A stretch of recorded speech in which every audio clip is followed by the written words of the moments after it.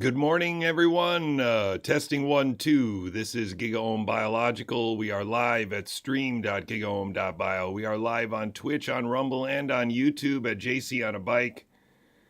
Welcome to the show, ladies and gentlemen. Good to see you. The voice that you are hearing is that of Jonathan JJCouey. I come to you live out of Pittsburgh, Pennsylvania as often as I can, usually in the morning. My last name is spelled C-O-U-E-Y. You can find the stain of my chasing tenure before the pandemic on the National Library of Medicine website, PubMed, with my last name and my initials JJ.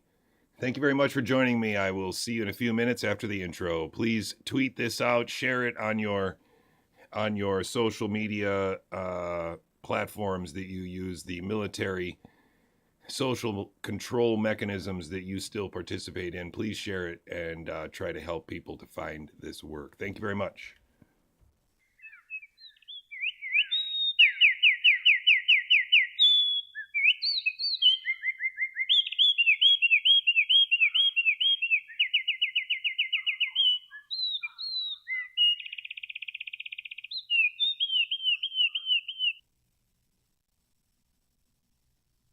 Now, Dr. Gallo and Dr. Fauci talked a lot about isolation and purification. Can you tell me what the difference is between the two? Isolation, what was it? Isolation and purification. Of the virus? Yes. Well, you isolate a virus by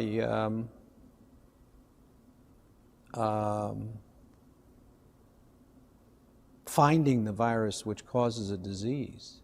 You purify a virus by making a lot of, just by purifying it so you get a pure virus.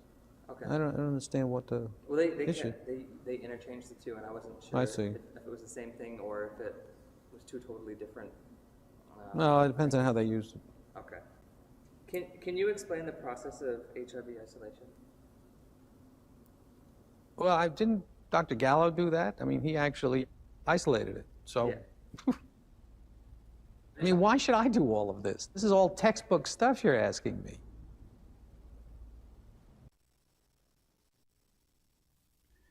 It doesn't matter much at all what you believe about vaccines until we invent really important ones, until we have a pandemic that's killing everyone, it's measles plus, okay, I can tolerate what you think about measles because, not that many people die from it. It's just a big hassle in the end.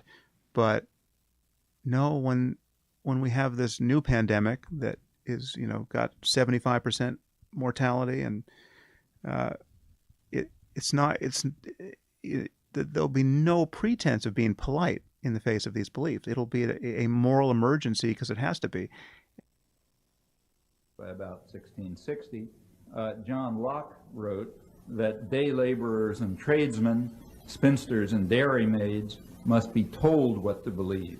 The greatest part cannot know, and therefore they must believe. It's literally turning into worst case scenario. The latest data tells us that we're dealing with essentially a worst case scenario. Turning into worst I'm case afraid scenario. that the latest data tells us that we're dealing with essentially a worst case scenario. I'm afraid that the latest data. But you can tell if someone's lying. You can sort of feel it in people. And I have lied. I'm sure I'll lie again. I don't want to lie. I don't think I'm a liar. I try not to be a liar. I don't want to be a liar. I think it's really important not to be a liar. I think truth is good for kids. We're so busy lying, we don't even recognize the truth no more in society. We want everybody to feel good. That's not the way life is. The rules, protect yourself at all times. Follow my instructions. Keep it clean, touch gloves if you wish, let's do it. Sweaty palms. This is so crazy. Like goosebumps. This is so crazy. I feel so nervous. What in the world, man? He introduced Jonathan, who's going to talk about his latest kind of distillation of what the pandemic means to society, to biology, to science, and to democracy, and to the whole kind of idea of empiricism and integrity. And then each of us, this incredible preeminent panel that we have, each one of you is going to get a chance to comment. I don't care how you get there. I don't care what you do to get there. The goal is to win.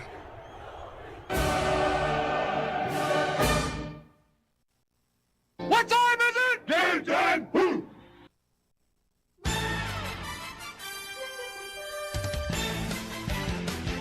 Good morning, everybody. Welcome to the show. This is Gigaohm Biological, a high-resistance, low-noise information brief brought to you by a biologist. What a strange trip it's been. I'm coming to you live from Pittsburgh, Pennsylvania, in the back of my garage. No thanks to any of these people. It's really incredible where we are, and I think the only way out is by learning the biology they don't want you to understand, learning the biology that they're lying about, learning the biology that would destroy the mythology that we are currently trapped in. That's what Gigaohm Biological is trying to help people do. I'm not the only one, but I'm one of the few. We are definitely living in interesting times, and we need people to be like Galileo. You need to report what you can see through your telescope. You need to realize that your phone is not a telescope.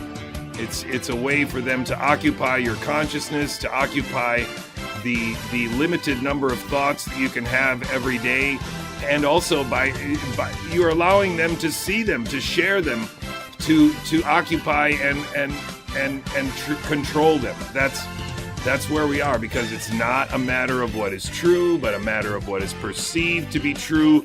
And if you scroll attempting to find out what's true, you're just going to find out what they want you to perceive as true. And this has been the way it is since fiat currencies and the American banks were taken over, and the banking system in the world was usurped by these liars. And they have now moved on to the stage where they're destroying our respective cultures by convincing people to stop reading and instead just keep scrolling. And this is also allowing them to effectively erase or replace our history with common folklore and mythology that really has no basis in reality. And there are people who've seen this way before me and way before anybody and before the pandemic, but the pandemic has helped a lot more people to be shown what's really going on. And in the end, it's come down to inverting our sovereignty as individuals into something of an experimental animal so that they can feed our data to their God.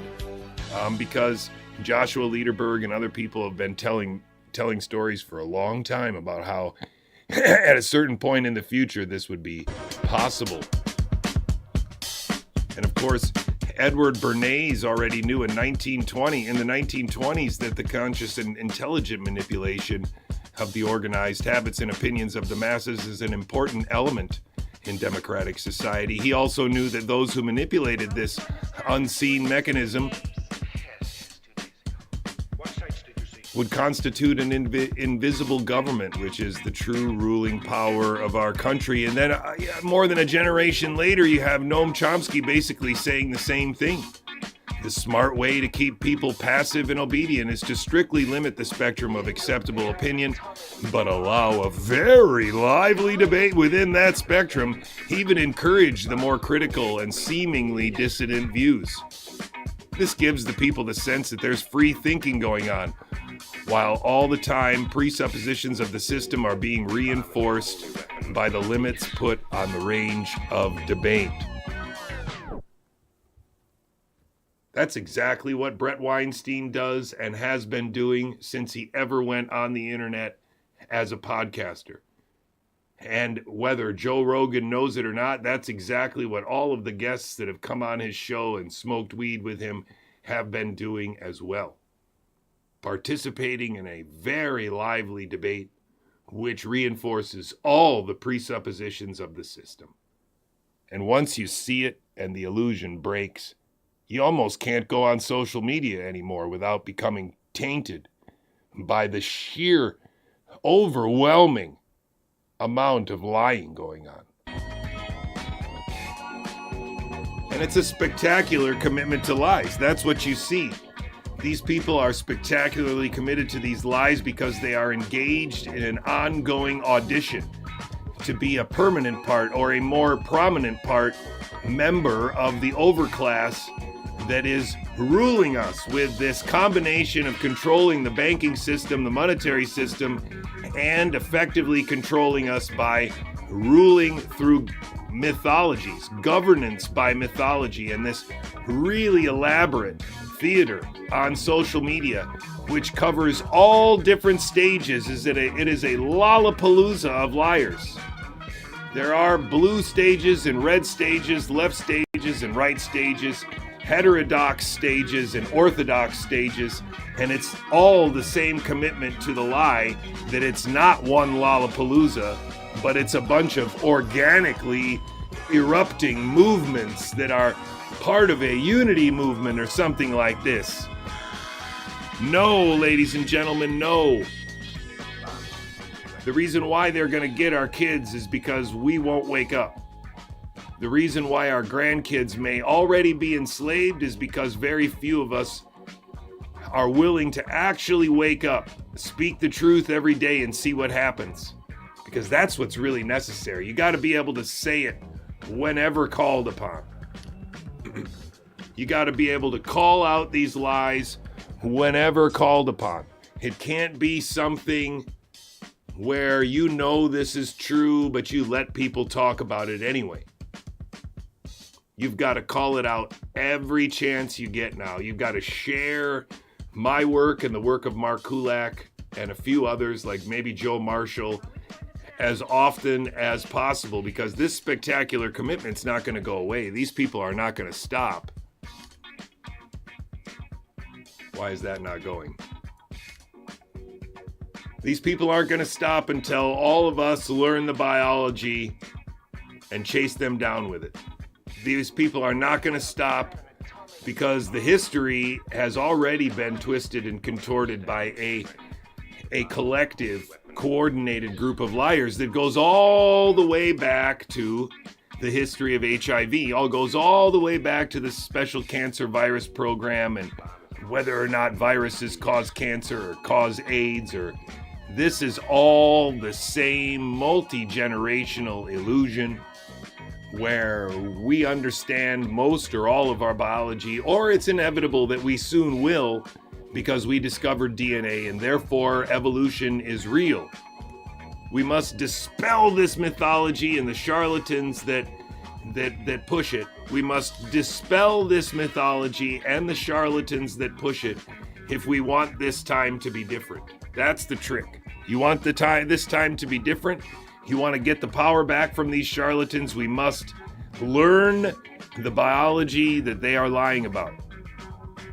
The best way that I can encourage you to learn the biology that they are lying about is to take this list of statements and try your best to use any means necessary to disprove them, to check them, to falsify them. Again, just pause the music for a second. I'm asking everyone that sees this message to take these simple statements and do their best by any means necessary to falsify them. That intramuscular injection of any combination of substances with the intent of augmenting the immune system is dumb.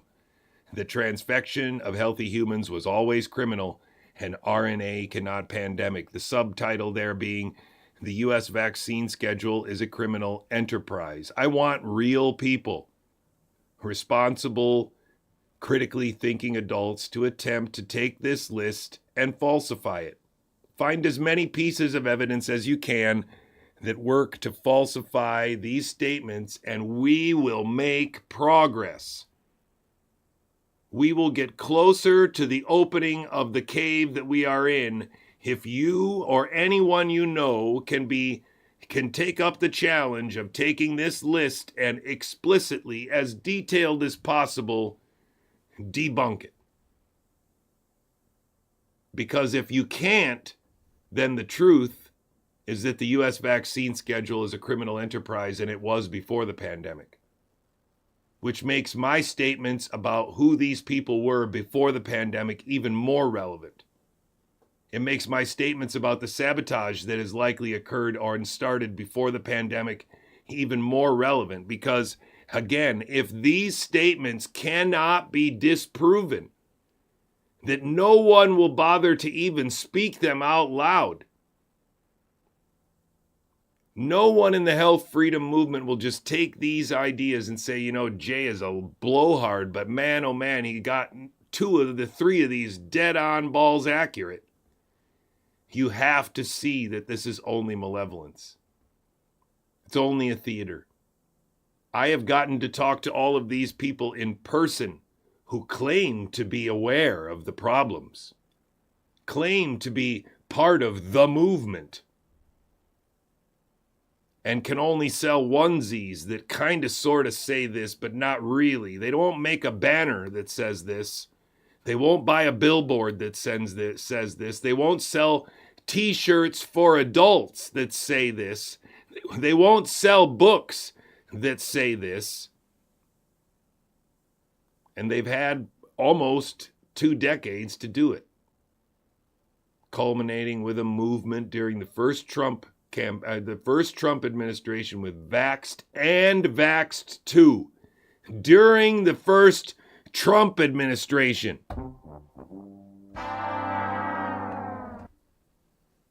You got to see it for what it is, ladies and gentlemen. You got to see it for what it is. Ladies and gentlemen, this is Gigaohm Biological. A high resistance, low noise information brief brought to you by a biologist. Sometimes I am a little upset because I do think that there is a real paucity of real information out there on the internet. YouTube is almost devoid of anyone that's actually thinking. And in fact, what you see on YouTube is a coordinated group of liars that extends from somebody like Sam Cedar criticizing Brett Weinstein all the way to Tim Pool promoting Brett Weinstein. And you see all of these people that claim to be arguing and facing off with one another, and it is all just one malevolent chorus. There are very, very few real, innocent, normal thinking voices that rise to any level of prominence on YouTube, because again, you have to think about it. If there are 100 million people that are trying to put out any message at all on YouTube, and YouTube only can show you 24 videos with each scroll of your screen, and what you click on can be potentially the source of money or distraction or governance by mythology, then why would any of those videos be left to chance? If you subscribe to too many of these fake accounts, then your entire feed can essentially be fake. Only if you subscribe to a scant few regularly weeded out groups of people or channels can you hope that the algorithm will be forced to feed you something relevant. Otherwise, essentially, you're just going to be overloaded like you can be on Twitter or on Facebook or on any of these other military social control mechanisms, these software suites where your attention is essentially offered up to the next thing that shows up on the screen. We must teach our children to use the internet in a much more vigilant, hyper-focused, and hyper-filtered sort of way so that they are in control as much as possible as to what they spend their time thinking about. It's one of the most important battles that we haven't even begun to fight, because most of these people won't even talk about that. The fact that before the pandemic, the amount of screen time that any of us had was orders of magnitude lower than it is now. And it has become normalized even in our youngest children. And this is the utmost of dangerous scenarios that we seem to have wholly accepted as a result of there being pandemics and stuff.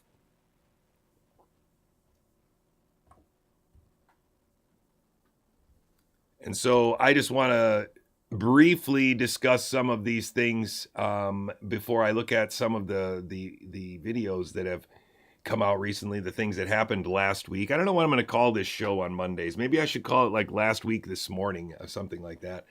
Anyway, it is February 3rd, 2025. This still remains for all the children on Earth. I apologize for the Twitch people. This is PeerTube. Look at that. Does that work? Yeah, baby. Hello, check it out. I'm going to put the chats away for now, though. It is for all the marbles, ladies and gentlemen. Definitely for all the marbles. And I can't stress enough how important it is for you to realize that after 5 years of hard work together, we've gotten to the stage where I think we can pretty much explain it in one slide. We have no data to differentiate the signals that we are being told was COVID from a background signal. And in fact, using standard synthetic DNA and the distribution of it, anyone could turn a background signal into evidence of spread with non-specific PCR tests. It's just that simple, because RNA cannot pandemic. Now, the people that we are opposing essentially say that the COVID shots are bad, just don't talk about 2020, and that's the reason. Because it is in 2020, 2021, and 2022 that all the murder happened, and that's why none of these people made any useful progress as dissidents in a health freedom movement before 2022. So I want to make sure that you understand that that is my argument, that the murder happened during the first couple years of the pandemic, and these people just needed to run out the clock with a mystery solving exercise about a lab leak. And now I think this is it, right? I mean, using their tests to find their ghost does not make their ghosts real, nor does it make you a ghostbuster. The way that they rolled out the transfection is simple. They used placebo. That's what made it safe. And then they controlled the whining about the safety signal by putting people like Epigirl in place, just like the SPARS pandemic document described. Social media personalities that were pointing out that the shots were bad. Interestingly, when Jessica Rose was doing her shtick for the first 2.5 years, she didn't say that Children's Health Defense knew that the vaccine schedule is criminal before the pandemic. She said that there was no signal before the pandemic and that the signal started after the vaccine rollout.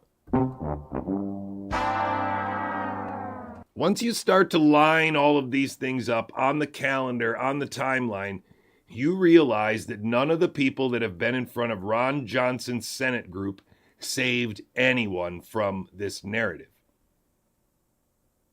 They have not questioned any of the foundational aspects of the narrative, one of the most important being what I am calling the non-specific PCR tests that people like Kevin McKernan of the Human Genome Project have been out in front, podcast after podcast since 2020, making sure that no useful questions about that test were asked. No useful questions about that methodology were asked. And instead, curiously enough, McKernan is asking the same questions about the PCR test that the no virus people asked about. And that's why I believe it is very important that our children understand that the overclass, those are the people that don't need money anymore because they have generational wealth, multi-generational wealth, some of which can be traced back to the Pilgrims or to the Dutch East Indies Company or to some other giant, old, weaponized pile of money. If your family was considered rich in the early 1900s, goodness sakes, ladies and gentlemen. And so the overclass has placed, using monopoly money, has placed highly trained acolytes on social media just the same way that they used to control what was on TV and what was on the newspaper front page. They have moved to a much more effective control mechanism, and that is the various forms of social media. And they can just put people on social media, use the programming of social media to make them seem to rise, convince the whole world that viral on the internet is a real thing, that good ideas and smart people go viral on the internet. And that way they can control the questions we ask and the answers we arrived at to trick us into believing anything. And what I am suggesting, and what I have been suggesting for some years now on other platforms besides YouTube, although I'm now on YouTube today with 20 people watching. Hello, good to see you guys. Michael, good to see you in the chat there. PCR is not a useful diagnostic tool. It's just not. It might be useful for looking for things in nature in a surveillance sort of way, but it's not a diagnostic tool. It doesn't prove anything. Pure oxygen does cause ARDS, which is the main symptom of SARS and said to be the main symptom of SARS-CoV-2 when it was starting to circulate in 2020. Pure oxygen does that. The unadulterated, unmitigated panic that was created by people like Kyle Seidel and Pierre Corey, the protocols released by the CDC, which I assume, although I would also assume that doctors could check this, would encourage, if you don't have ventilators, to give people pure oxygen if their pulse oximeter read too low.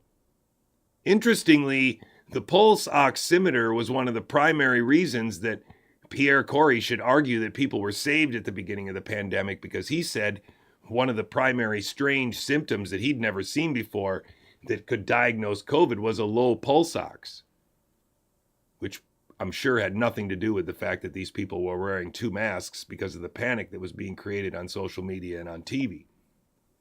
It's weird how this device, which Pierre Corey in 2020 would have argued would have been essential medical equipment, has virtually vanished from the radar of any discussion of anything to do with COVID anymore.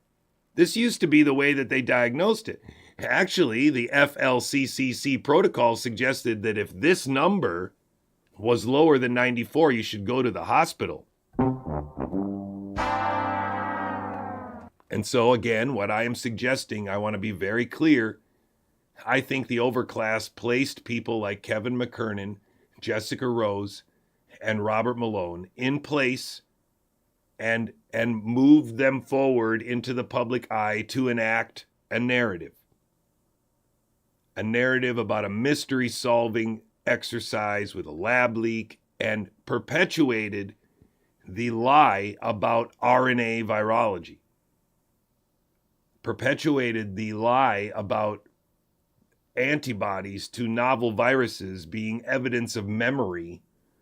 And since we don't have antibodies, we must all be vulnerable. All of this remained absolutely and positively unquestioned by Kevin McKernan, Jessica Rose, Meryl Nass, Robert Malone, all these medical and biological experts that parachuted in 2021 to tell us the truth, to make sure that we kept our eyes on the ball, never once questioned PCR usefully, never once questioned the immunology that was put forth by the state and by the narrative, even by Bill Gates.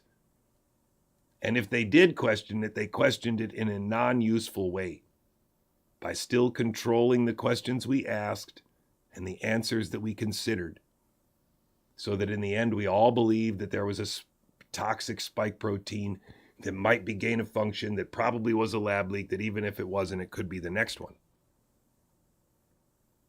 And here we are now with the announcement of this AI initiative in America, which falls in line exactly with what myself and only Mark Kulak has been saying, which is that they are inverting our individual sovereignty to the status of experimental animal, because the Human Genome Project was a lie. They need our medical data. They need our whole genomic data. And it's not as simple as going through our garbage. It's not as simple as going through our garbage. So they needed to have us at home. They needed to have college kids go back to college and have to be subjected to swabbing every week. They had to sell those remnants under the guise of sequencing the virus and looking for mutations at Los Alamos laboratories with DITRA. And so this illusion, this fraudulent use of PCR as a viral diagnostic, is the establishment of a medical remnant stream that has not gone away, has only become standard, and this is a source of de-identified data that, when put back into a big enough computer with a big enough comparison power to compare and enough access to enough of other data, then the de-identified stuff doesn't matter anymore, because they'll they'll be able to match it back up with the medical records. It's not very hard, especially if they have the power of brute force computing behind them. Especially if they have week after week after week of testing, especially if they have university health records from every student that ever enrolled and matriculated. Then they can get the EPIC database and they can de-identify it and cross-list them. And if there's malevolence, if they do it by any means necessary, then I hope you can see that this is trivial. And that they ran out the clock on this. This is already ongoing. They announced it in the Trump administration, but when they announced it, they said the buildings were already being built, which means they were already designed, which means all the power outlets and all the engineering that's going to be needed to cool the place, all that stuff was designed. Otherwise, what are they building?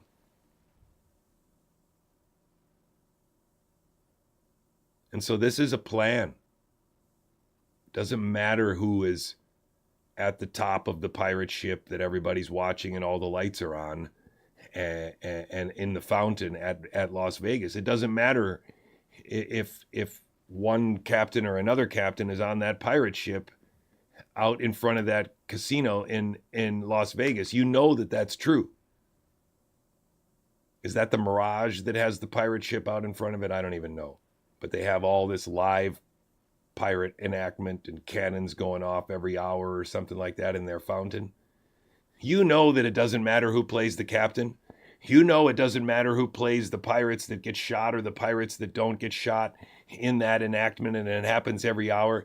But for some reason, we've become convinced that on longer timescales, like 4-year elections, that these people are real.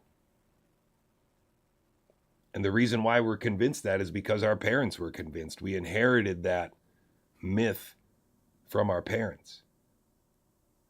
Heck, it could have even been true when our parents were alive. It could have been true when we were kids, but it's not true now. We are being governed as experimental animals, as farm animals already. It's already happened. The gates are already closed. The barn door is already open, whatever the right analogy is. That's why they felt so comfortable announcing it, even though they told you that they were already going forward with it before Trump was elected. Otherwise, they wouldn't have buildings already built. Because buildings have to be designed, especially if they're going to have an enormous number of computers working inside of them.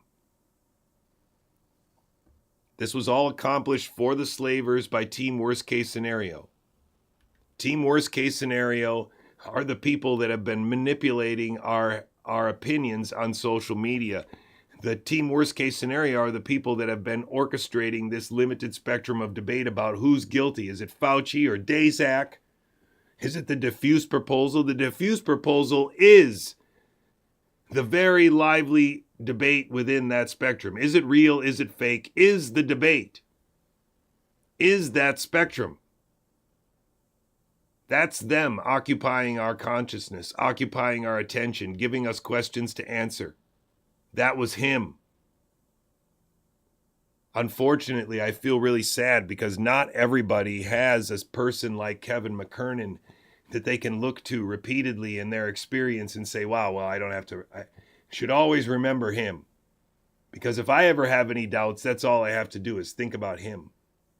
Or think about Rixey. Or think about McCairn. And all the real interactions I had with these people before and during the pandemic. From the start till now.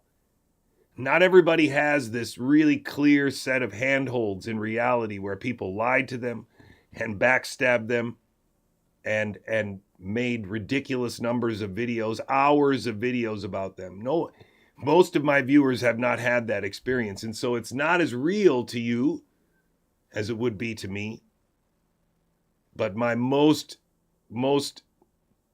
the thing I'm most thankful for is the Danny Jones podcast and Kevin McKernan's interview on it. Because in that interview, he repeatedly mentions someone who came to my house in 2022. He repeatedly mentions him in a way that is verifiably false.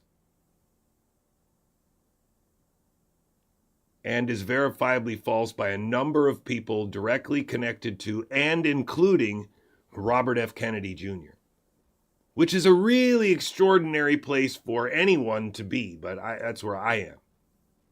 And so for me, it's not a question of if or what or maybe, it's a question of what do I do now? Because Kevin McKernan has not only revealed the truth to me for sure about what I was probably right about all along, but the fact of how many people have been coordinating their efforts to obfuscate that. And so that's why I think my news program is so important. That's why I think Gigaohm Biological is so important, because I do think the reason why they won't dispute any of the opening statements of this program is because the vaccine schedule in America is actually a criminal enterprise. That's also why I don't think YouTube can do anything about this show, because if they do, they will be calling attention to it. They will be giving it the badge of honor, you know, the one that says censorship because it's the truth. And so they're going to have to ignore Gigaohm Biological on YouTube now, because if they give me a strike or they cancel this channel, then all of it will go viral. Oh no. Of course it won't go viral, but you know, it will be further admission that this is the real deal. So that's my call. I don't think that they will censor this stream. They can't afford to call any attention to the fact that we had it figured out all along. Long time ago. That's why they knew this was coming.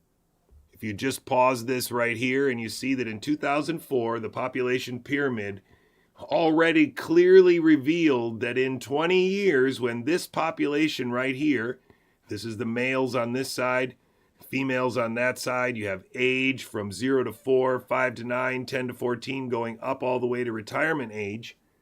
This is a way of visualizing the population of America. When I stopped the video, the population was 292 million people distributed exactly like this. And I think if you can think graphically, you can see that there's a bump here of people. And that bump was originating, if I get my mouse here, was originating back here.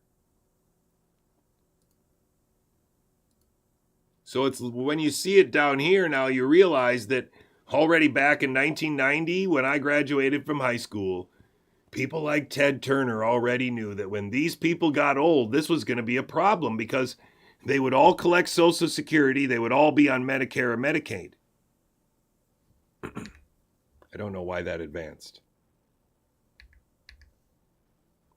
And so my point is very simple.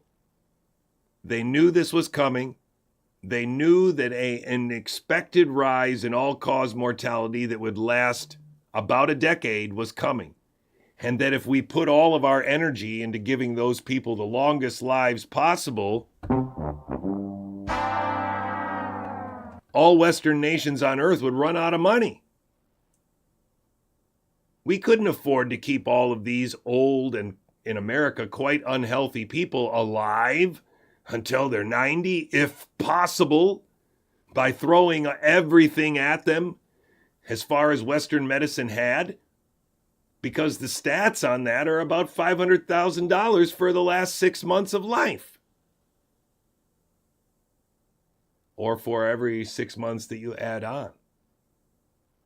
And so these are myths perpetrated by traitors. They hide murder with lies. Murder that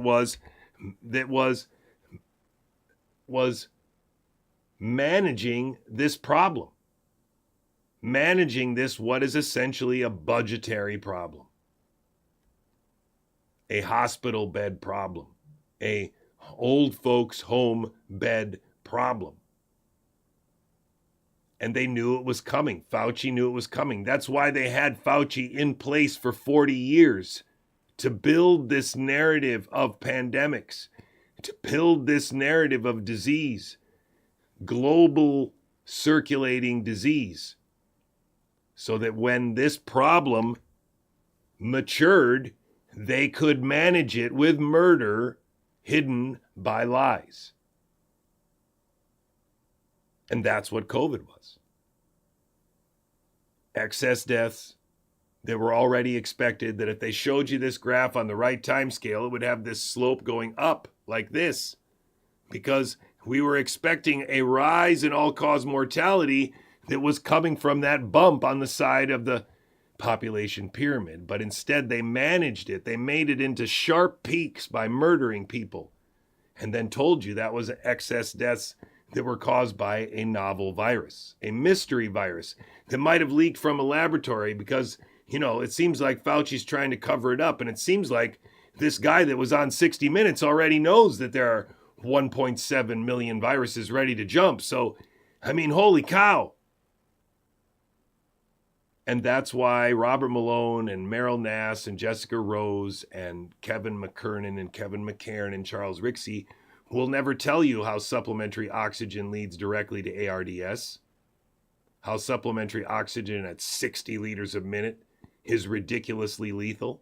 They won't tell you about the roughly 500,000 Americans of all age groups that died of opioid deaths during the course of the last 4 or 5 years, because then that would contribute significantly to the decrease in life expectancy in America that has heretofore by them been attributed to the mystery virus. That's why Denny Rancor, the guy who's known since May of 2020 that there's no epidemiological evidence of spread, never interacts with any of these heroes in a critical way and says, hey, by the way, there's no epidemiological evidence of spread, and lets them promote his 17 million people killed by the shot number. Stop lying! That's why there are no lawyers in any of these organizations that can explain why strict liability would fix this problem and what it really means.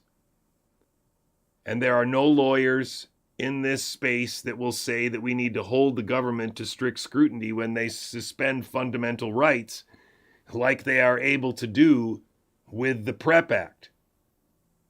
Because then every lawyer worth their salt would understand what we need to do. We need to strike the PrEP Act because it allows the government to suspend fundamental rights without holding the government to strict scrutiny.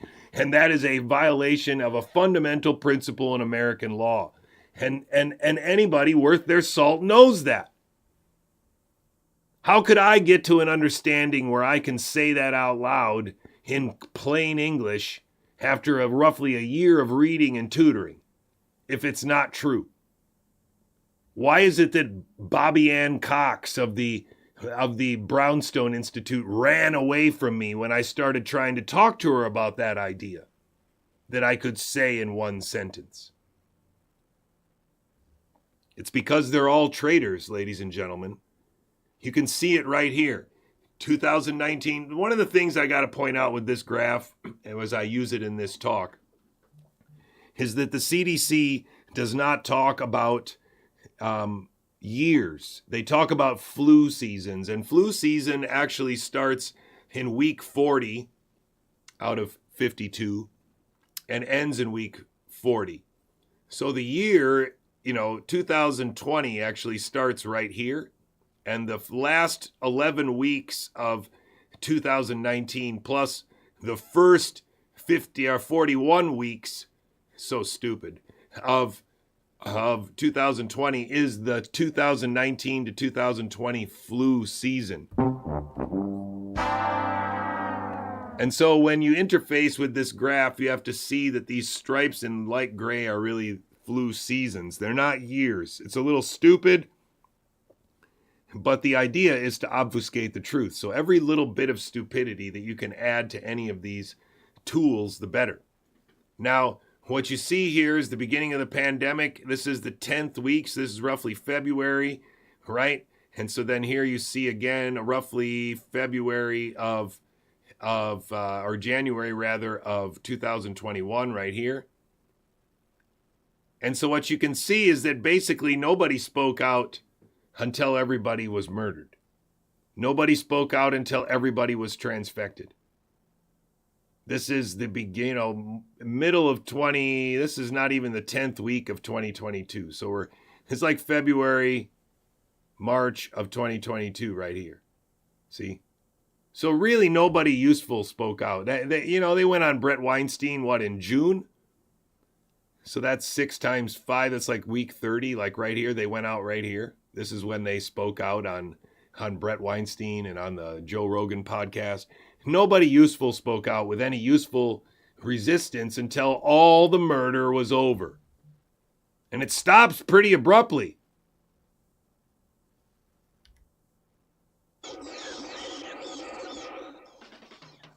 And I'm saying that the way that they did that was they agreed across the board, left and right, up and down, that there was a mystery to solve, that it might be a lab leak. That might be the reason why a lockdown would be smart. That might be the reason why we need 2 years of lockdown. That's how they did it, ladies and gentlemen. They fooled us into solving a mystery, and by solving that mystery, we accepted their monsters. And this is indeed for all the children of Earth. This is for our grandkids. That's why this news program is so important. That's why I need you to share this with as many people as you can. If we put those deaths, that same graph, into my graph, you can see that pretty much from 2020, 2021, and there it is. It's over. All the murder's over. Now we can start talking about the shot being bad. That's exactly what happened, ladies and gentlemen. That's exactly what happened. And if you don't see it except for in retrospect, that's okay. That's really okay. That's fine. If you can see it now, then you can see it. None of these people spoke out usefully.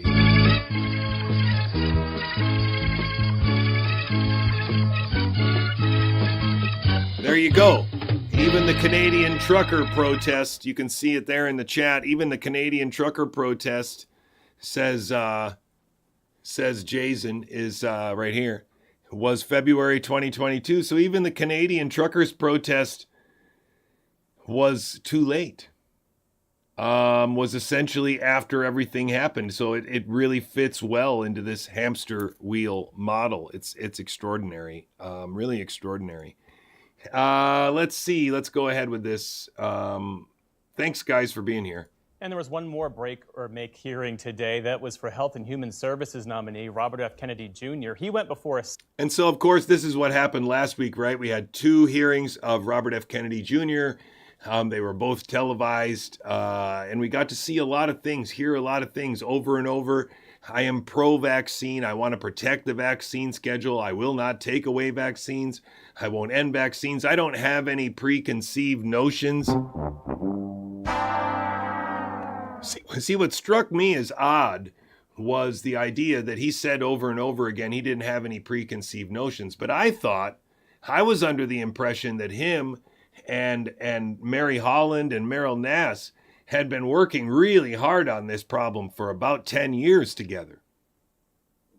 Because they worked together with ICANN to produce Vaxxed in 2016. They produced Vax 2 in 2017 or 18. I thought that they already understood pretty well the biology here, had a pretty good angle on the biology here. And it wasn't until I actually joined the fight with them that I found out that they weren't interested in that at all. They were actually interested in erecting and maintaining a big top tent of health freedom, which sounds a lot more like controlling people than it does a nonprofit organization with a set of goals that they want to achieve. What you will now hear over the next weeks and months is that Robert F. Kennedy Jr. is the co-founder of CHD, but he's not. Laura Bono founded CHD. Now they're going to say Robert F. Kennedy Jr. founded it. That's what CHD still says up until today with this Kim Rosenberg or whatever her name is, the lawyer that they put in front now. What a show she put on today with someone from Texas, Texans for Vaccine Choice. You see the problem with that? Vaccine choice? If you actually believe that vaccines are hurting children, then it's not choice you're fighting for. But they talk about our movement and our tribe and our movement, and Big Pharma doesn't have our best interests in mind. What about our government? Does our government have our best interests in mind? What about the social media people? Do they have our best interests in mind? What about all the weaponized piles of money or the banking interests? Do they have our best interests in mind? And so now what we're going to watch is PBS NewsHour, who we know already has a certain spin on Bobby Kennedy. But remember, we are being bamboozled into accepting something. This is all part of a ritual. And what we will accept will come tomorrow. It could be that we are being prepped to accept him as a Health and Human Services Secretary who will, in the end, achieve nothing, and we'll have to accept that. Or we might have to accept that somebody like him will not be confirmed and instead accept his replacement, and then accept the system that even when we elect Donald Trump, we can't get the guy that we really wanted in there, and then that must be the reason why nothing is going to get fixed. In my mind, both of those narratives work quite well. And in my mind, neither of those has been solidly presented to us yet. It could be either outcome tomorrow. So let's take a little detailed look at the theater that happened last week as a study hall. See if we can take a couple examples and see if we can figure out what this health freedom movement accomplished or didn't accomplish by getting their champion to the point where he was nominated for Health and Human Services Secretary. What was accomplished? Let's see. Second committee after a first round of questioning yesterday. And for the first time, we heard Republican publicly express doubts about him.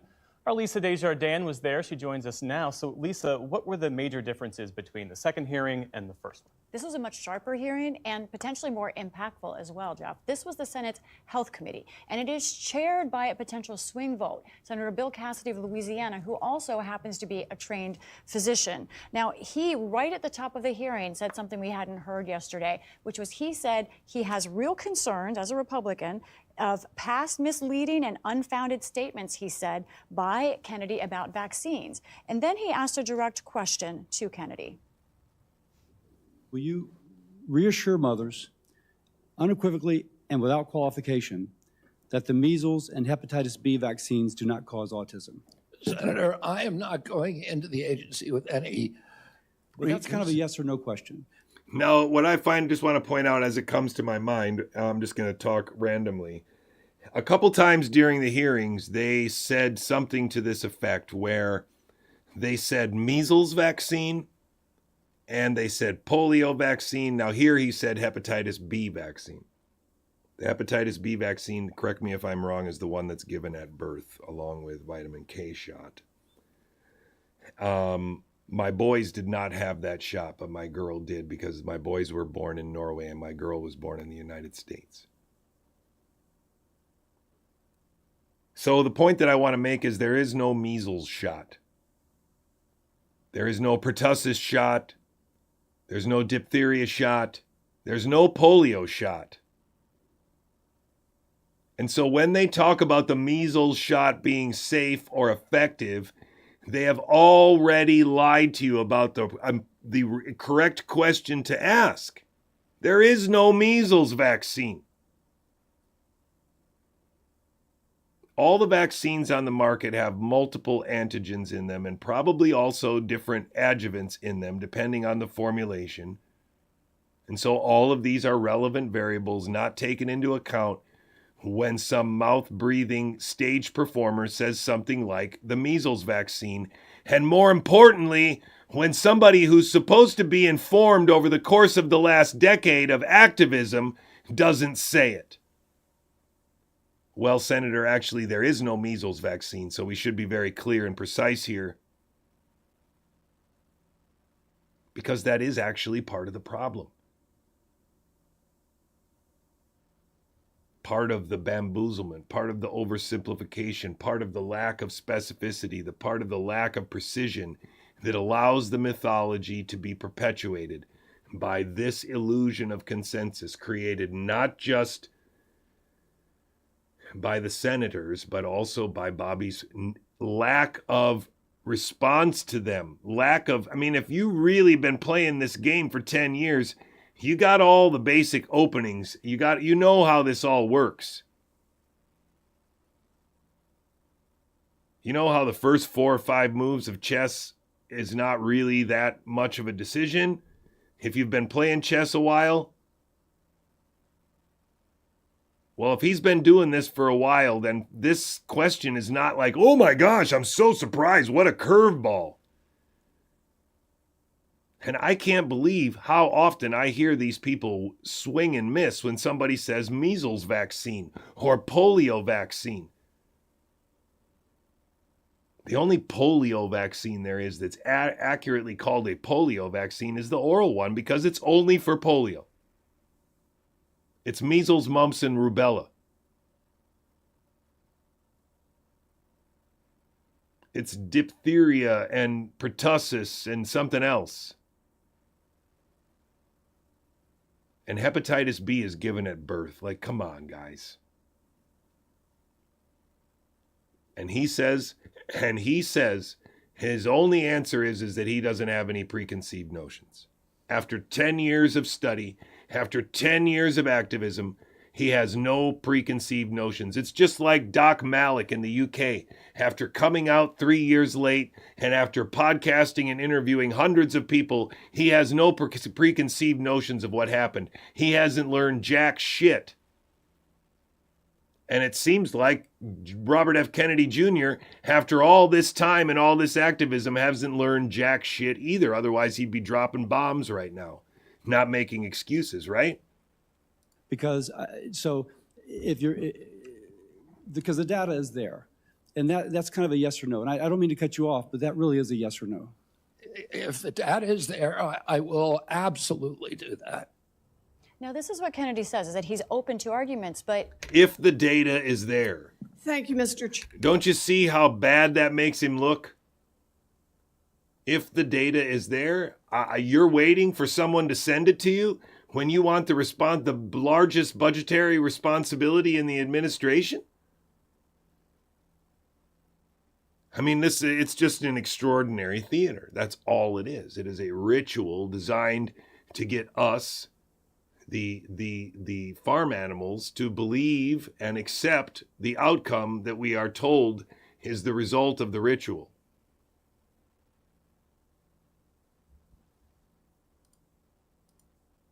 I'm going to play this again. Come on, girl. He said, it's not a question of if the data is there. In fact, we know the data is there, at least what the data says so far. There's a 2022 study looking at 19 different studies that shows there's no link that's known scientifically between autism and vaccines. There's also studies looking at kids who were not vaccinated and saying no difference significance in how they... Now, are you really willing to believe that after Mary Holland was on Democracy Now! In 2015, arguing with or against Paul Offit on the same side as Rand Paul in 2015, and now we're in 2025, and essentially the same ham-fisted discussion is happening on PBS NewsHour after it already happened on Good Morning America for the movie Vaxxed with Robert De Niro in 2016. 10 years ago.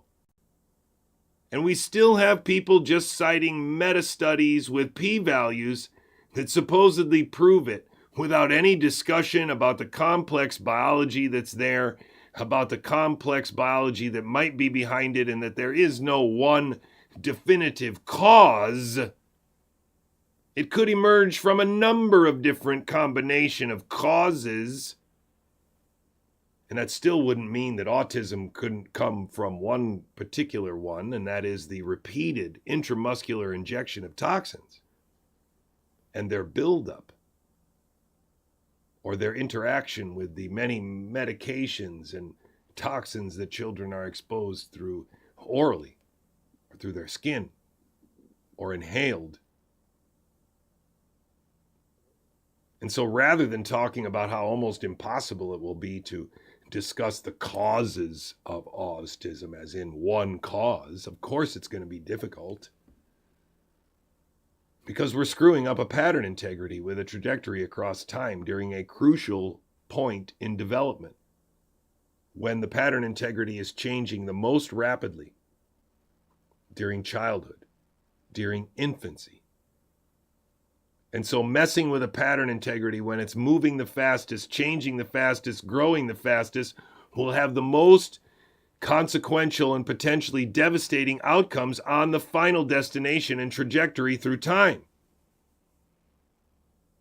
And so think of all the eloquent biology, the sacred biology that Robert F. Kennedy Jr. could have offered them, which would have been effectively the same thing as saying, I don't have any preconceived notions, but I can tell you that you can't say it doesn't.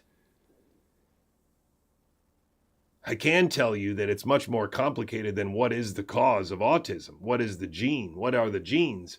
This is all nonsense. He could have said anything.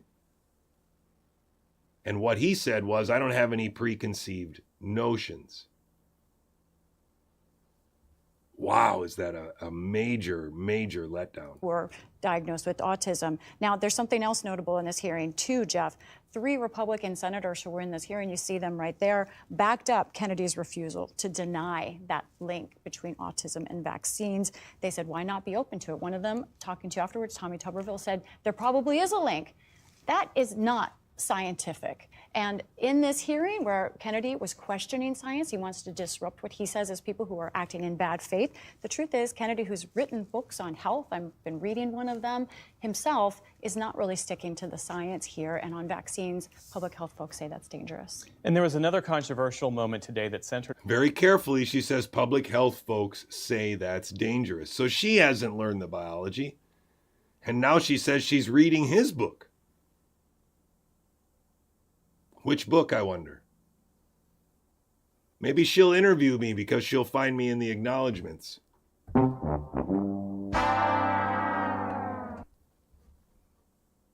On 9/11 and conspiracy theories. Tell us about that. That's right. This centered, in fact, on sort of some past things that he said, including a post that he put on X last summer. This is what it said, going back to last summer when he was running for president. RFK wrote that it's hard to tell what's a conspiracy theory, and he won't take sides on 9/11. Virginia Senator Tim Kaine, a Democrat, asked Kennedy about that. You wouldn't take sides on 9/11, and you're admitting... You know, I have a hard time telling what is a conspiracy theory and what isn't. Senator, I haven't investigated it. If the things that I investigate, I take sides on, people are allowed to hold that opinion. They're allowed. I'm not going to tell them they're crazy. So he hasn't investigated 9/11 at all, so he's not going to have an opinion on it. You know, he hasn't investigated pedophilia either, so it could be happening, but he hasn't ever investigated, so he's not really worried about it. Everything that he investigates, then he knows for sure. So, you know, it's lucky that he hasn't investigated vaccines and developed some kind of preconceived notions before he became nominated for Health and Human Services Secretary. It's sure good that he didn't research anything about vaccines beforehand to have any opinion, because he doesn't have any opinion about 9/11. That's all he's saying, just like he doesn't have any opinion about vaccines.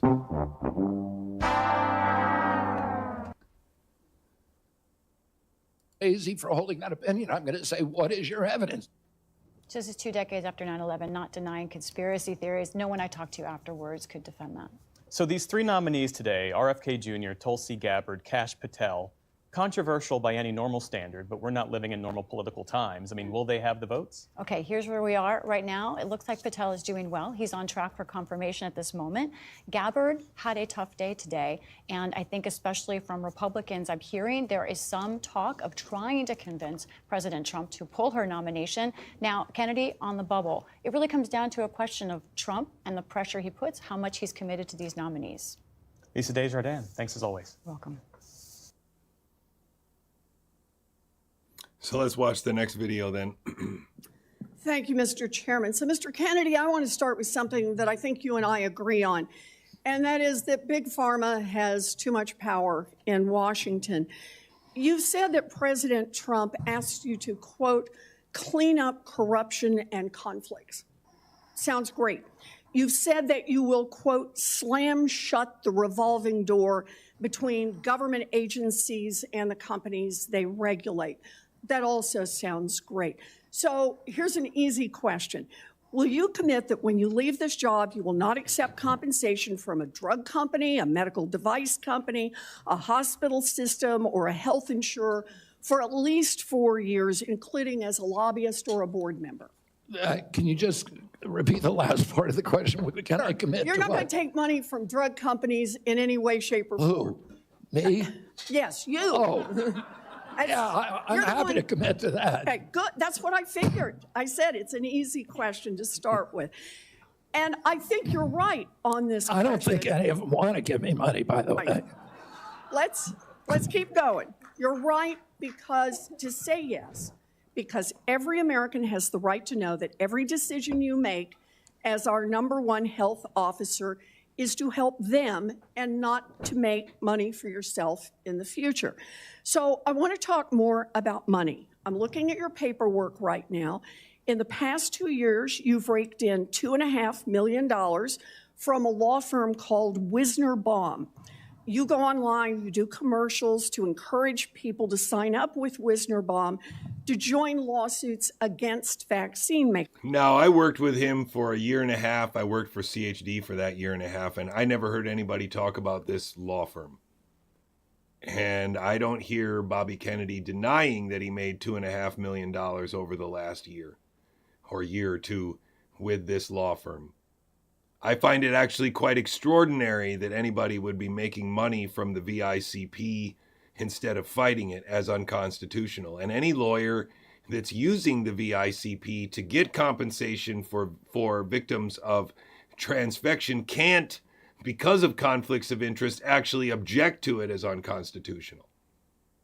That's why Aaron Siri actually can't fight the CICP or the VICP as unconstitutional, as stripping us of Seventh Amendment violations, because he himself uses them, advocates for that as a way for his clients to get compensation from the government. Therefore, he can't, at the same time as he's advising clients that the system is usable, also argue against it being constitutional.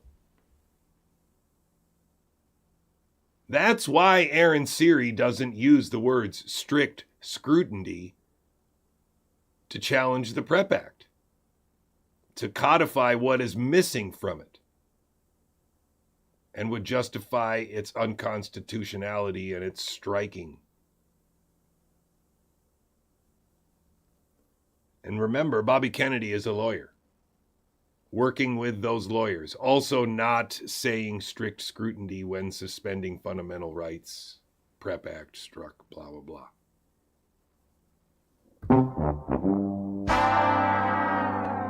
You got to wake up, ladies and gentlemen. No one's going to wake up but you. And for everyone who signs up, you personally get paid. And if they win their case, you get 10% of what they win.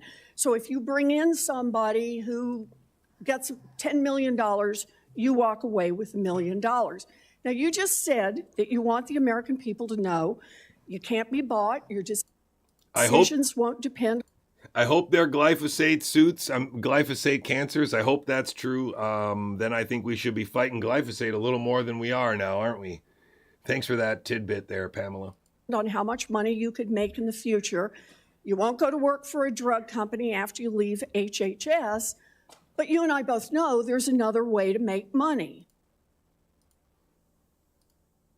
So, Mr. Kennedy, will you also agree that you won't take any compensation from any lawsuits against drug companies while you are secretary and for 4 years afterwards?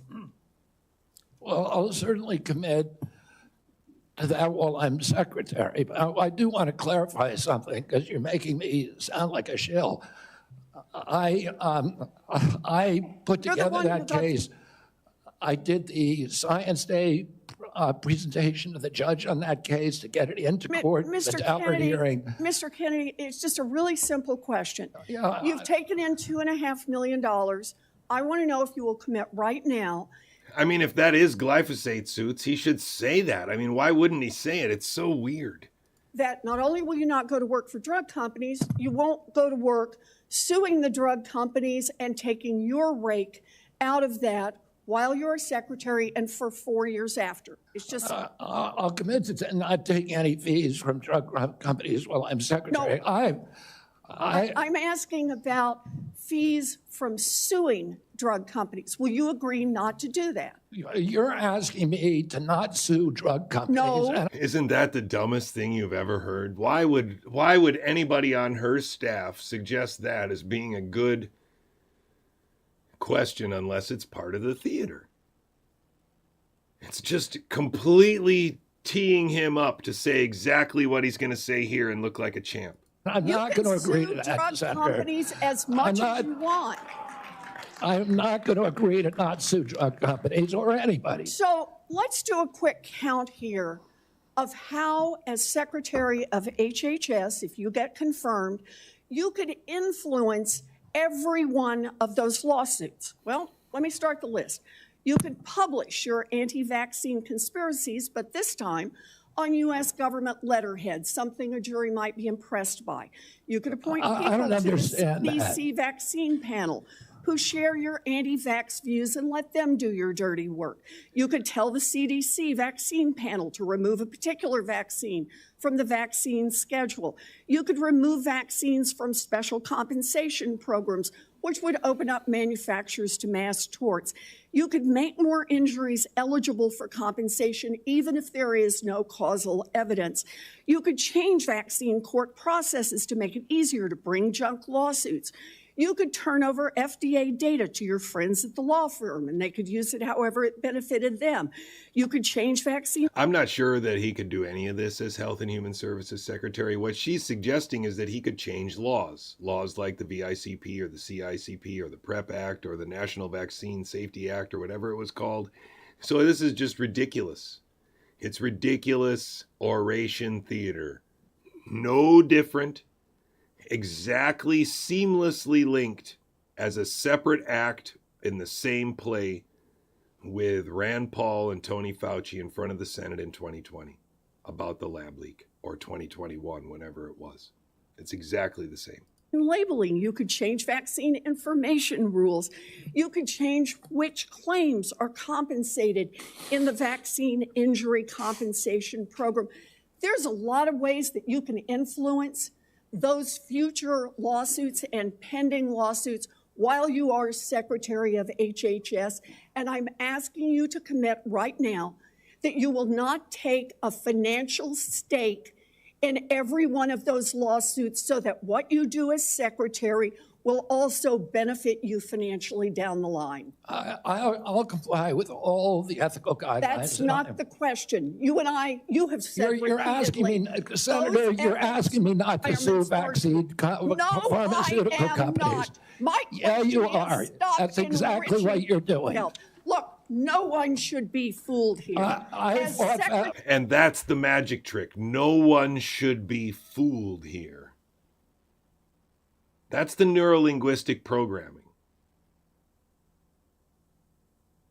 That's how they do it. It's exactly what they did with Rand Paul and Tony Fauci with the lab leak. It's exactly what they will keep doing.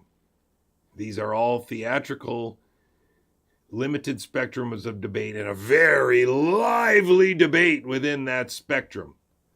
But all the presuppositions of the narrative are being reinforced by this lively spectrum of debate. No, I'm not, Mr. Kennedy. No, I'm not. Nobody should be fooled here, says the senator, and I totally agree. Secretary of HHS, Robert Kennedy will have the power to undercut vaccines and vaccine manufacturing across our country. And for all of his talk about follow the science and his promise that he won't interfere with those of us who want to vaccinate his kids, the bottom line is the same. Kennedy can kill off access to vaccines and make millions. I want to play that last little bit. That was weird. That was a weird thing for her to say. What was that? Millions of dollars while he does it. With all the ethical guidelines. That's not the question. You and I, you have said you're asking me, Senator, you're asking me not to sue vaccine pharmaceutical companies. Not. My yeah, you are. That's exactly what you're doing. Look, No one should be fooled here. As Secretary of HHS, Robert Kennedy will have the power to undercut vaccines and vaccine manufacturing across our country. And for all of his talk about follow the science and his promise that he won't interfere with those of us who want to vaccinate his kids. Won't interfere with those of us who want to vaccinate his kids. What a weird thing to say. That's how you know it's a theater, guys. It's just all a theater. The bottom line is the same. Kennedy can kill off access to vaccines and make millions of dollars while he can kill off access to vaccines. I mean, seriously, kill off. Does it? Kids might die, but Robert Kennedy can keep cashing in. Senator, I support vaccines. I support the childhood schedule. I will do that. The only thing I want is good science, and that's it. How about then say you won't? Senator, I support vaccines. I support the childhood schedule. I will do that. The only thing I want is good science, and that's it. How about then say you won't make money off? Senator, I support vaccines. I support the childhood schedule. I will do that. The only thing I want is good science, and that's it. How about then say you won't make money off what you do as Secretary of HHS? Before we go to Senator Tillis, I think it would be important for me to make it very clear that Mr. Kennedy has gone through the same Office of Government Ethics process as every single other nominee in the Finance Committee this year and in previous administrations. In addition to listing his assets, including the items that you've identified, he has signed an ethics letter that has been reviewed by the Office. Thank you, Chairman. Mr. Kennedy, I only have 5 minutes with you, and I've got a lot of experience with CMS, so you're just going to have to listen. 2 things. One, if you want to move from advocacy to public responsibility, Americans are going to need to hear a clear and trustworthy recantation of what you have said on vaccinations, including a promise from you never to say vaccines aren't medically safe when they in fact are, and making indisputably clear that you support mandatory vaccinations against diseases where that will keep people safe. Okay, so that's a pretty clear question. See his response to it. You're in that hole pretty deep. We've just had a measles case in Rhode Island, the first since 2013. And frankly, you frighten people. 2, I want to air harms that Rhode Island has experienced from a remorseless, senseless CMS bureaucracy. So I don't know what the CMS is. I think that's how they reimburse Medicaid and Medicare or something like that. And so now he's going to go on a diatribe about how payments aren't paid the same and blah, blah, blah, blah, blah, after he said that stuff about vaccines. So I'm going to fast forward just a little bit because I do know that most of this is kind of irrelevant. CMS has for years harming ACO and its patients. And contrary to the public interest, she dies. Inhumane court order to be awakened, irreparable and illegal harm be put into the record. It's out. You're welcome to respond in writing. I ask you to look at time, and perhaps even make a model for better health care everywhere. I've said a lot. My time is out. You're welcome to respond in writing. I ask unanimous consent. It's all expensive, frightening, inhumane, and stupid. But the insensate CMS bureaucracy takes a court order to be awakened to the harm they cause. Now remember, what he's talking about is, in my humble opinion, the use of this this incompetent or crappy system to manage the population pyramid problem. People are being murdered, and it's being hidden behind incompetence, mismanagement, bad protocols, rushing it, running out of money, not funding something. It's a combination of lies that hides the murder. And it is a coordinated effort by all of these people to agree that all of these lies are important aspects of it, and not just say, we need to murder these people because we can't afford to spend money and resources on all of them and extending their life as long as Western medicine could make it. We just simply can't.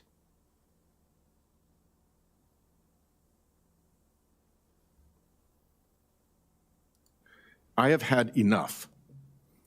CMS should let Rhode Island try humane end-of-life care through CMMI. Humane end-of-life care is what he is advocating for. Humane end-of-life care so that we don't waste all these resources and money and we're smart about it. He's not talking about death panels. He's talking about end-of-life care being humane. Let's see if it works at a state. I bet it will save money, serve families better at a very, very delicate time. And I wonder if AI will be involved in optimizing the humaneness of our end-of-life care. Perhaps even make a model for better health care everywhere. I've said a lot. My time is out. You're welcome to respond in writing. I ask unanimous consent that the order declaring CMS's actions to constitute irreparable and illegal harm be put into the record. Without objection. Let me just respond very briefly, Senator Whitehouse. I'm an implacable enemy of tyrannical, insensate bureaucracies and stupid rules, and I will work with you to make CMS responsive to the needs of Rhode Island and to remedy those disparities that you talk about. I am familiar with the Integra Health plan, and it is the template for what we ought to be doing is a value-based plan. And I look forward to you to making sure that we create pilot programs like this. Unfortunately, that can be Mr. Chairman, reproduced around the country. Unfortunately, Mr. Chairman, one of the things I've learned in my tenure in the Senate is that a nominee saying that they're willing to work with me amounts to exactly zero. We need to get this fixed. Thank you. Next. One, if you want to move from advocacy to public responsibility, Americans are going to need to hear a clear and trustworthy recantation. And so now let's listen to how the health freedom movement responds to what you just heard Robert F. Kennedy Jr. say, that he supports vaccines. He supports the vaccine schedule. He supports the childhood vaccine schedule, everything. He didn't say the word mandate, but that's what he said. Of what you have said on vaccinations, including a promise from you never to say vaccines aren't medically safe when they in fact are, and former law school classmates. Interesting. Making indisputably clear that you support mandatory vaccinations against diseases where that will keep people safe. You're in that hole pretty deep. We've just had a measles case in Rhode Island, the first since 2013. And frankly, you frighten people. Okay. All day long, they're drilling Bobby Kennedy. Bobby Kennedy is absolutely essential to make America healthy again. You've worked with this guy for a long time. Now, this guy just had an interview on YouTube with a New York Times reporter where he calls himself, among other things, the creator of Breitbart News and also an intellectual property expert. which is very interesting. You can find, I'm probably going to show that video tomorrow.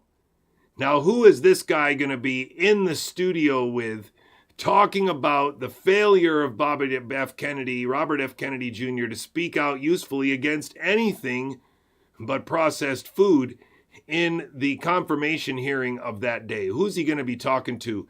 What's the spin going to be on this for the health freedom movement? Number one, do you think they got to him today, rattled him, and do you think he comes out as strong as he walked in as far as the ability to get confirmed? Yes, I think that they did not rattle him. He's very used to this. This is nearly 20 years of this stuff. And the betting markets were up about 30% after his confirmation hearing today. Why was that? I think the betting markets? Is she talking about stocks being up? Why would somebody who's fighting for the last decade as a children's health advocate be giving a shit about the stock market in response to their supposed bannerman being nominated for HHS secretary and saying that he is pro-vaccine and supports the childhood vaccine schedule? She says the stock market's up, and that's a good sign. I think he showed himself very calm and composed under pressure. I think the because he pulled his punches. You know, Megyn Kelly and I wanted to be a little more aggressive, but we're naturally crazy Irishmen, so we want to. Your theory of the case is it's better not to let Bobby come to the change. My theory of the case is he let these people grandstand and they burned themselves out. They showed themselves to be silly. Talking about onesies at a Senate confirmation hearing is just ridiculous. And I think they just wanted to blather on. They didn't want to hear answers, and that comes across to the American people. It was only half of that committee that really wanted to hear the answers. If you don't want to hear the answers from the person who's going to be the secretary, you're not serious about that inquiry. Now, it's important to realize with Mary Holland that Mary Holland was part of Robert F. Kennedy Jr.'s original campaign staff. She stopped and stepped down as head of CHD or wherever she was in CHD to work for the campaign of Robert F. Kennedy Jr. until the month that I was hired officially as a staff scientist under Brian Hooker. And then she left the campaign and came back as head of CHD. That's very important to remember because she was not just always the head of CHD. She's not the founder of CHD. Laura Bono is. And yet she's the one who is on Democracy Now! In 2015 arguing against Paul Offit on the same team as Rand Paul. Not Laura Bono, not Brian Hooker, not Robert F. Kennedy Jr., but Mary Holland arguing against the fact or arguing that a component of the MMR vaccine may have injured her son. This woman now, 10 years later, is claiming victory because the former president of her nonprofit that she's now the head of is nominated for Health and Human Services Secretary, just answered that question with, I support vaccines and the childhood vaccine schedule, and that he has no preconceived notions about public health and the vaccine schedule, despite 10 years of preparation and advocacy. This is the spin she's putting on it now. Listen carefully. And that's, to me, what came across. Tommy Tuberville sat in that seat. He's going to be on the committee tomorrow of Health and Human Services. And I asked him, I said, if you know the military-industrial complex, the big tech industrial complex, and then you have the big pharma medical industrial complex. So he just listed different industrial complexes, which was what? That was the Rescue the Republic thing. Every person that was on stage at the Rescue the Republic rally had behind them a little graphic projected on the screen that had different industrial complexes, the military industrial, the pharma industrial, blah, blah, blah, blah, blah. That was the Brett Weinstein, show that everybody was, that Brett Weinstein is now pushing as his best, whatever, that he's a hero. Now Bannon basically admits, indirectly but directly, that he was probably involved in that. Why else would he cite those specific things in that specific way and then hand the mic back to one of the people involved in that fake show? I said, rank order those of the most powerful. And he said, Steve, he says, Big Pharma and medical is so far above I said, what? And he says, not even comparison. He says, they're all over. They're everywhere. They got lobbyists because there's so much money. And he says, they're so powerful. Is that true? I think it's very likely that CHD's undisclosed sources of money are probably mostly from Big Pharma.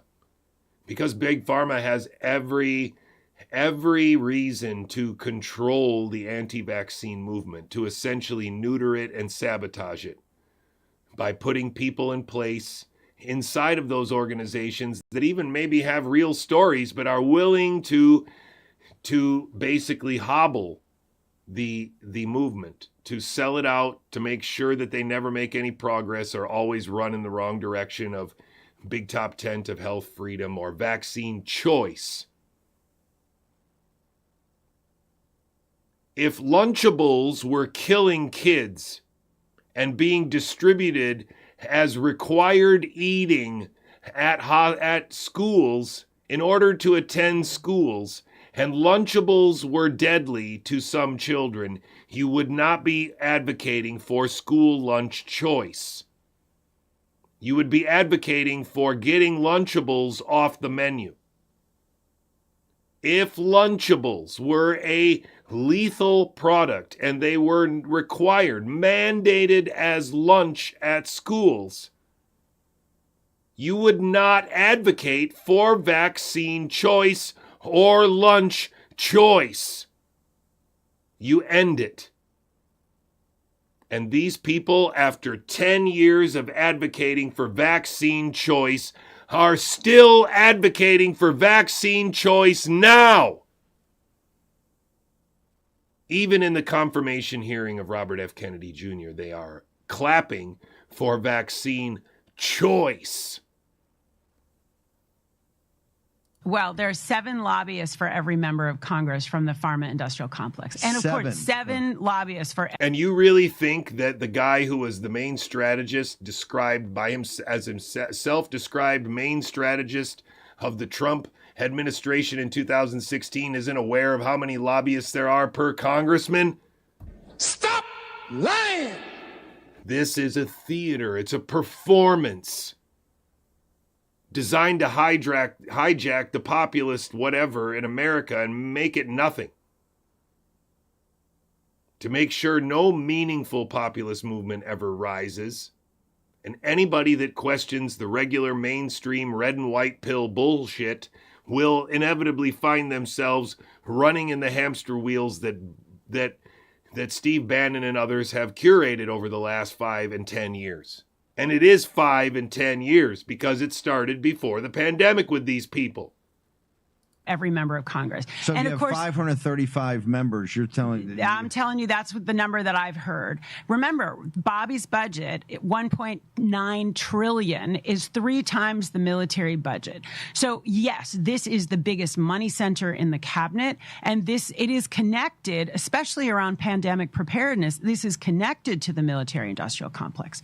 So yes, they are extremely powerful, and we're seeing this tremendous pushback, which we've been seeing all along. But what's important is that Bobby Kennedy is on the cusp of confirmation. There were thousands of people who came from all over the country. I am certain there are millions of people watching the videos that are out there right now. This is something the country wants to see. The country wants to understand this vaccine issue. And they, I think, are behind what Bobby basically, his message was, I want gold standard science and I want radical transparency. Those were his gold standard science and radical transparency, which could be 5 years of funded testing. 5 years of children continuing to get the hepatitis B shot at birth. 5 years of teenagers still being administered the hepatitis B vaccine. And 5 years of people still taking the COVID shots especially old people, you know, the part of the population pyramid that needs managing. His core messages. Is that why there's so much money through the system? Is that why finance goes before the healthcare committee? I think so. Because you're just talking about the cash is so big. It's so great. And you have to know somebody's a fiduciary. Yeah, and when there's no transparency, how do you know the money's being honest? You don't. But the money's not being honest. Well, but there's no transparency at CHD either. It's not like they tell you where all their money comes from. Where's Bannon's funding come from? Where's Kevin McKernan's money coming from? Where's Kevin McCairn and Charles Rixey's money coming from? Where did Robert Malone's money come from for all the international COVID summits?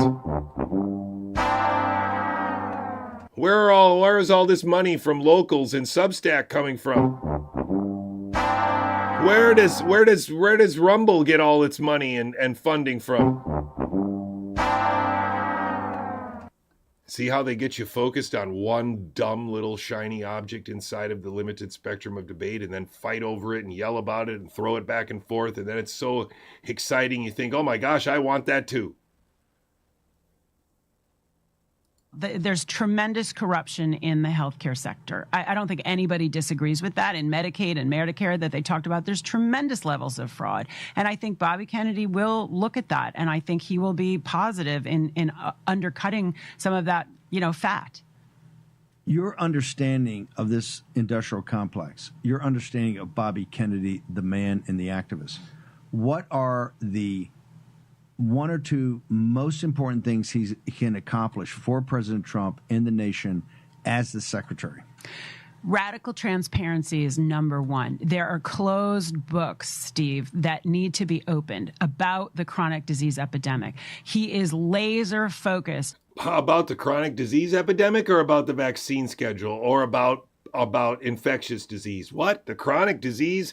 There are books that need to be opened? What? On overcoming the chronic disease epidemic in this country. Over half of adults and children have some kind of chronic condition. Define that when you say chronic means it's not an acute condition. It's not an accident. He says, define that for me, and then he starts writing it down. Stop lying! Holy crap, this theater is terrible. It's not an infectious disease. It means it's asthma, it's diabetes, it's heart disease. I mean, that guy's wearing a working man's coat, and he probably has a manicure every week. What a show. It's cancer. And America's never been like that. Something's happened. And as Bobby said, there can be genetic susceptibility, but there has to be some environmental trigger. And he's an environmental scientist. He's been looking at this kind of science. What is the trigger? What's making this happen? As he said, when his uncle was president, there were like 3% of the American public that had chronic disease conditions. They weren't spending money on it. Now it is 90% of our healthcare budget. And it's not about the money cost. It's really about the human cost. I thought it was really poignant when he said, when people are healthy, they have 1,000 dreams. When people are sick, they have one dream, and that's to be healthy. Be healthy. What's the, besides radical trans? Listen carefully to what she says next, because I think this is where you can hear the truth plain as day, that these people play for the globalists, they play for the transhumanists, they play for the people that are trying to invert our sovereignty to permissions, our sovereignty to experimental animal status. Listen carefully. Transparency. What else? Well, gold standard science. The truth of the matter is, Steve, we look at the science around vaccines every day, and it is not transparent and it's not honest science. What does that even mean? Transparent, honest science? Is she going to talk about p-values and null hypotheses? Is she going to be talking about the assumptions of the immune response and pathogen-associated molecular patterns versus damages? So no, nothing. These are all just buzzwords and nonsense bullshit that is a limited spectrum of debate that sounds really good and means nothing. She's a lawyer using meaningless words, and that should show you how malevolent her role is. Because lawyers that worth their salt don't use any meaningless words. They're some of the funnest people to converse with. There's fake placebos that are used every day. They game who goes into the clinical trials, and they hide the data. The FDA doesn't do any independent science. The drug companies do the science, and they feed to FDA basically what they want to feed. So Bobby is going to have a lot to do with recreating gold standard science and bringing in, as he said, people to HHS who are really ready to engage in unbiased science and innovation. What do you put his odds today after the finance committee? What do you put his odds as confirmation? Oh, wait, what did she just say there? Was that the part I missed? Did I miss that part? And they feed to FDA basically what they want to feed. So Bobby is going to have a lot to do with recreating gold standard science and bringing in, as he said, people to HHS who are really ready to engage in unbiased science and innovation. Innovation? Unbiased science and innovation. Innovation is not a word you want to hear out of Mary Holland's mouth. What do you put his odds today after the finance committee? What do you put his odds as confirmation? Better than 50%, way better than 50%. What do you think? What does he have to do tomorrow? Because Megan and I would love to see him more aggressive, but you're saying you don't understand the game. The game's a confirmation. Let the Democrats punch themselves Think about out. what they accuse him of. They accuse him of being a nut job. They accuse him of being an anti-vax conspiracy theorist. So what's the best antidote to that? To be deliberative, to be calm, to be sober-minded, to be rational. I think that's what he showed today. I think that's what he'll show tomorrow. Is that one of the things I was most impressed with? Is he being sober-minded and rational by saying that he supports vaccines? He supports the vaccine schedule. He wants to protect the vaccine schedule. Or is he just being disingenuous from the perspective of some people that have fought for this for a decade? It just sounds like lying. It just sounds like selling out. I don't come into HHS with any preconceived notions seems to mean that in the last 10 years of advocacy, these people haven't learned anything worth telling you. Or haven't managed to summarize it into an elevator pitch yet. Working with you guys the last couple of years, the people involved with you. Working with you guys for the last couple of years. Go look it up and see. Go look up and see how much Bannon has promoted CHD as the movement. It's a wonderful admission because it's true. More than a couple years. You guys in your movement. I was very impressed. Claire Dewey had some tremendous interviews on the way in the line. But talk about those 1,000 people. What got you? Not just had Megyn Kelly sitting back here. You literally had people rotating in all day for those seats to show support. Talk to us about those people. I just talked to people who flew in from Hawaii, Steve. I talked to people who flew in from Illinois, people who drove all night, people who waited online at 1 a.m. People want somebody who cares about people in that job. I think we've seen, Alex Azar, Scott Gottlieb, people who really came out of pharma and they went back to pharma. Bobby's never been in pharma. He's never been in corporate interest, and he's there for the people. As he said, he doesn't. But he's always been handled by Meryl Nass and Mary Holland, which is not a very good sign of independence. Need this job to be secretary, but he wants children to be healthy. He wants our country to be healthy. Explain to our audience, what is Make America Healthy Again? What does the MAHA movement stand for? It stands for taking America's health back from corporate interests. The corporate interests make money on sick people. We have a sick care system. We don't have a health system. I think Bobby wants it to be a system that supports health. And that's good food, that's good medicine, that may be supplements, that may be use of AI, that may be telemedicine. It's really... Supplements and AI, says Mary. That might be supplements and AI, says Mary. That might be supplements and AI as a medical device, which would need FDA approval. I'm going to continue this show over the course of the whole week. There's no way I can possibly get it all in all the time because it's just so crazy how long I could go about this stuff. But ladies and gentlemen, Team Worst Case Scenario is the reason why we are here. Team Worst Case Scenario got us here. That's the reason why in 2025, most people think it was a lab leak. Team Worst Case Scenario might have been headed by at least two people, namely Robert Malone and Kevin McKernan of the Human Genome Project. The reason why I'm on to these people is because I've had a lot of personal interaction with them and a lot of experience with them not telling the truth about me, my work, or the coronavirus pandemic. I think it's culminated in this guy, Kevin McKernan, lying about how the book written by Robert F. Kennedy Jr. and Children's Health Defense was written and who participated in it and who didn't. And those lies are very, very well recorded on the Danny Jones podcast. Can't be erased or forgotten. And neither can his 5-year history in the pandemic, where he started out uselessly objecting to the WHO's PCR test, but not the PCR in general. And that means that he perpetuated the narrative of a novel virus that could kill millions, that millions more were saved from, that might come from gain of function, if not this time, next time. And that's why he is still there now. The only difference is now he says the shots are contaminated and it could be gain of function, whereas in the beginning he actually said that it might be natural and it was just here before in like October. And so Team Worst Case Scenario is composed of a lot of people that have had a myth and a part of the mythical script that they pushed for the first couple years while the murder in America was occurring. And that narrative trap is this one. And all of that narrative trap is constructed with myths about a spike protein that causes outcomes that are actually expected for transfection.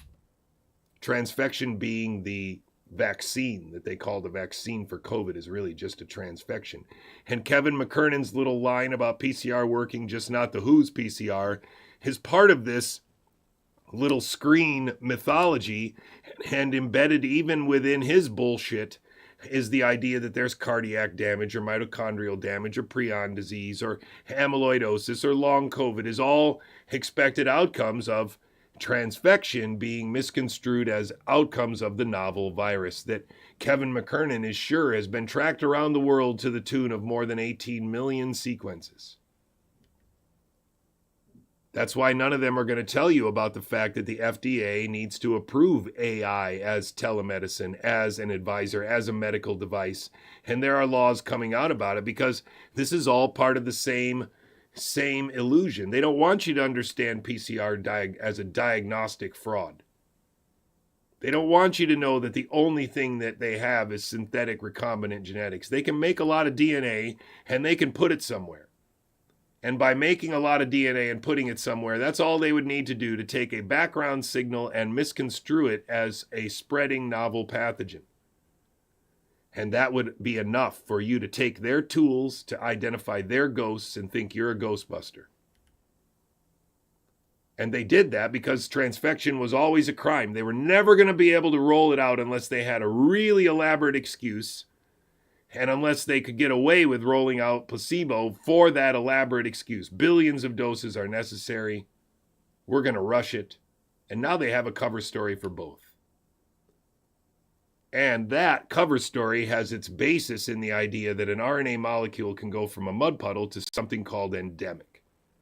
And that was seeded before the pandemic by all these virology narratives and all these gain-of-function papers that enabled the mythology of a PCR test that described a novel virus to take hold, to be reinforced by a bunch of liars on the internet that can't tell you the truth, that RNA cannot pandemic, that intramuscular injection is dumb, that transfection of healthy people is a crime, or that we have a population pyramid problem that needs managing. And so they murdered people and lied about it, and people are getting rich continuing to lie about it. Thank you very much for joining me. I will be here again tomorrow. As usual, we will be here every day now until something better happens. Thanks very much for joining me. I'll see you again tomorrow around the same time, 10, 11, something like that. Thank you.